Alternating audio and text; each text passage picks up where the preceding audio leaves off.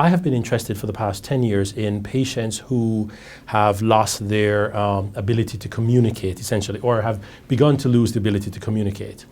And this could be because they can't find words to use in sentences, so they might speak around a word. For example, they might want to come up with the word flashlight, and they may say the thing that you press the button and the light comes out the front, as opposed to come up with the word.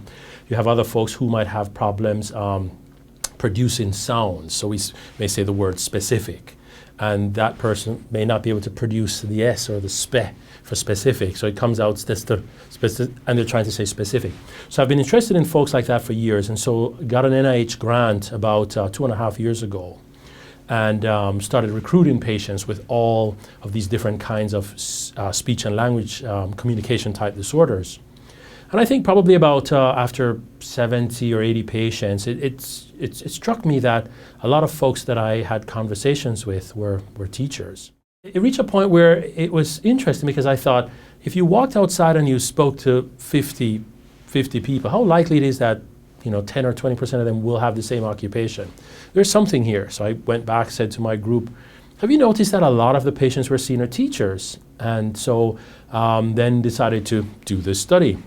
And the aim of the study really was to determine whether within this cohort or within patients that we were seeing that had trouble with their words and communicating, was there a higher prevalence or higher frequency of teachers? The speech and language disorder cohort, the 100 patients, within that there's subtypes. So everybody doesn't have the same type of communication disorder. One type is can't produce sounds. One type may be somebody doesn't know what a word is. So I may say, do you like popcorn? And this patient in this type may say, popcorn? What is popcorn? That word doesn't mean anything to them. That's completely different from somebody who, trying to get a word to come out, and that word they can't articulate properly. The tongue and the mouth doesn't move for that word to come out properly. So different. Why? Why would teachers be more likely to have problems with their speech and language? So we thought about ideas. Obviously, we don't know the answer.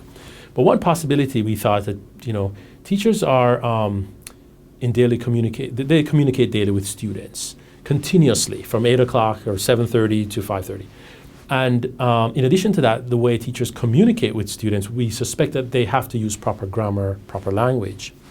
And so they're probably more likely to detect a problem communicating if they have to write a sentence and or a student have to write a sentence, they are well aware of what order words need to be, whether you split the infinity or not. And so we thought maybe it was just a sensitivity issue. It's their profession that allows them to detect this difference earlier. I don't want teachers to read this study and believe that if you are a teacher, you're more likely to develop this disorder. I definitely did not write that in the study, because that's not what we found. We found that if you have a speech and language disorder, you're more likely to be a teacher. We were not saying that if you're a teacher, you're more likely to have this problem. So if a teacher reads this, they should not think that they are that they're more likely to develop this disorder. It's just that if you get it, you're more likely to be a teacher. At least that's what we are finding right now. I think the next step is, the numbers are, 100 is pretty big for a study for just 3 years. It's probably now one of the largest, if not the largest, speech and language cohort in the country, maybe in the world. We would like to sort of continue to recruit patients with speech and language disorders. I think the next step, though, really is, we're working on a lot of different angles here, and this was just something that I happened to, not something I set out to find, it's something that I stumbled upon, but hey, that's all. I think the interesting things in science are discovered. Usually it's the stuff you stumble upon, not the stuff you set out to look for. But yeah, we need more numbers, and we need to go back and look, and I don't know, maybe there's something else regarding typer teachers. We were not sure. I think the message is that you say something like Alzheimer's disease, and my grandmother knows what Alzheimer's disease is.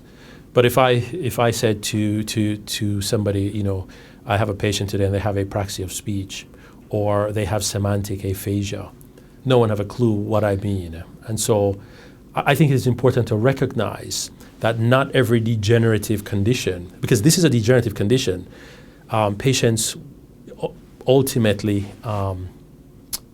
will die after probably having this condition anywhere from 8 to maybe 10 years after it starts. They will die, not from speaking, but from swallowing problems that ultimately develop. So I think it's important that people recognize this condition, recognize that it exists, but not mistake it with the normal inability or difficulty that we all have in coming up with words sometimes. That's a normal part of communication, not being able to come up with the word, retribution, or can I meet you in the mezzanine, the tip of the tongue.